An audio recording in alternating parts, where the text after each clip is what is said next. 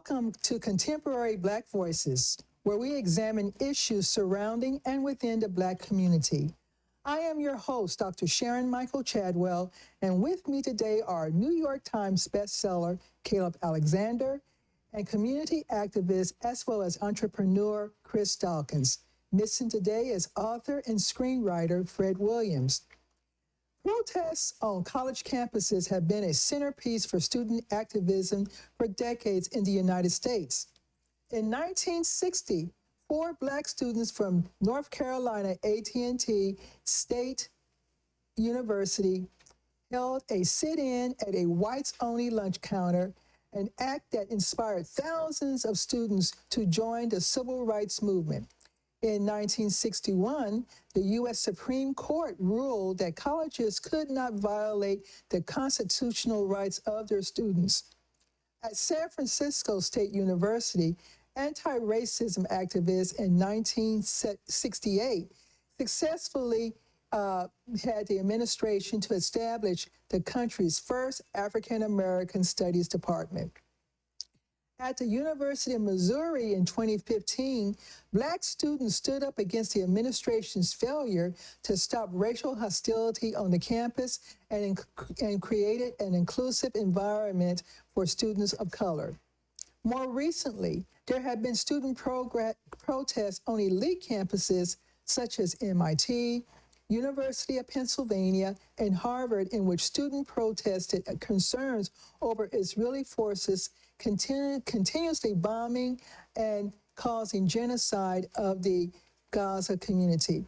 For this last event, these protests have been viewed as anti-Semitic and push a threatened congressional investigation into the 3 university presidents, all women, 1 Black.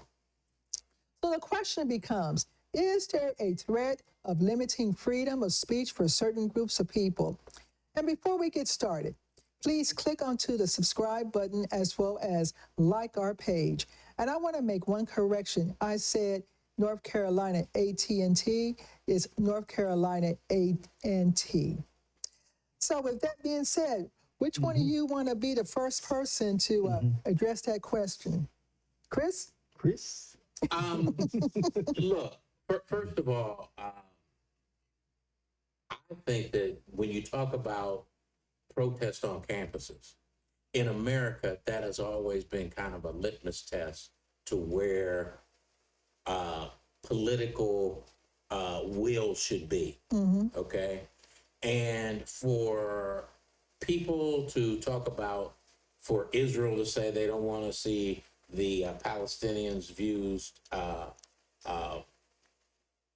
shown, or you don't want to see the Palestinians don't want to see the Israelis, I think it's an equal place for us to really judge kind of what's happening. And I think they should be allowed to do whatever they feel they need to do.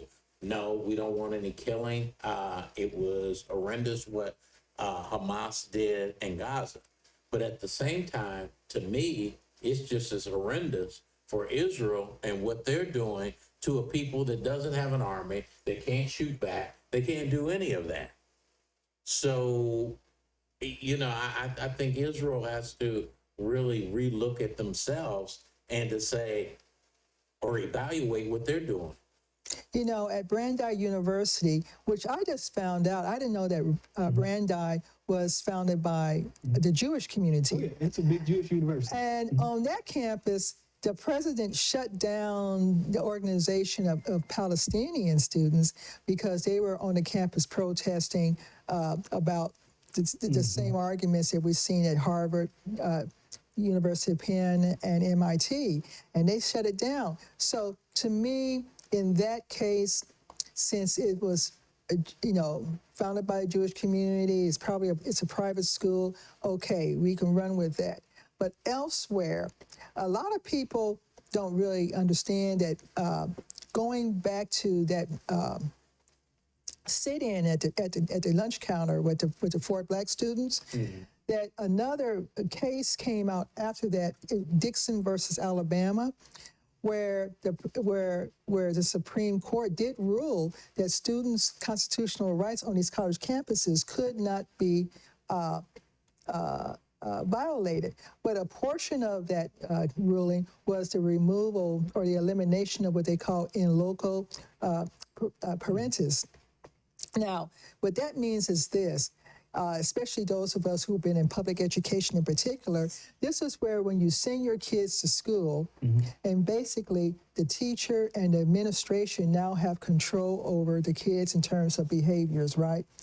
And so up until around 1961, I thought it was interesting that same ruling was applied to college campuses, where now, when they eliminated that, then students, well, first of all, they're 18-year-old plus. Right. They're You know, adults. they're adults. And they said, no, this won't work. And so I guess what kind of floated back in my mind, and maybe you want to tap dance on this one, given that we have a very conservative political environment now where they're doing things of reversing, they reverse Roe v. Wade, they reverse affirmative action. Do you think that this is a litmus test, as you say, where they may try to reinforce the in loco parentis back on the universities and try to suppress student speech?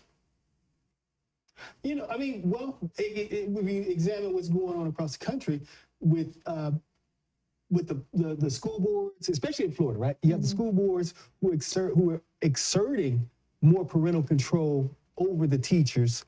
We're talking about higher ed now. I know, but just to have that trend, and that would be a trending in the opposite direction, to have more control by administration and teachers over the students in higher ed, whereas in lower education, primary education, high school education, it's trending in the opposite direction, where it's more parental assertion over school boards, more parental assertion over curriculum, more parental assertion. So, I mean, if they pull that, that means they're trying to have it both ways. They're trying to have it 6 on one hand, half a dozen on the other.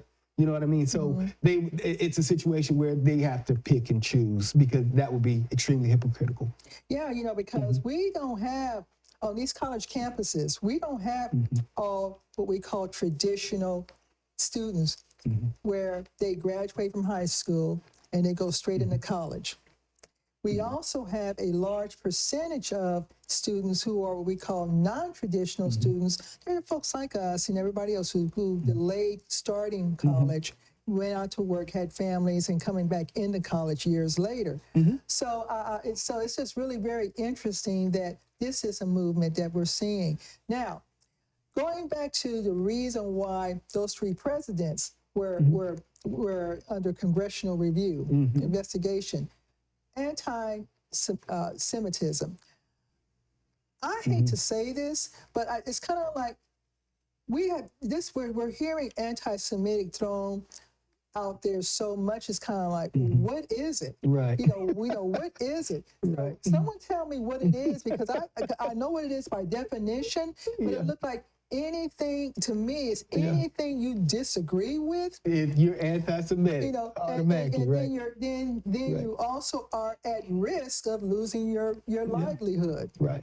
Is that right? No, I think that right now, the Jewish community is they're on a warpath, and they're out to make examples out of everybody. And I think that what's going on right now is that they're going after these presidents. It's sending a message: don't challenge us.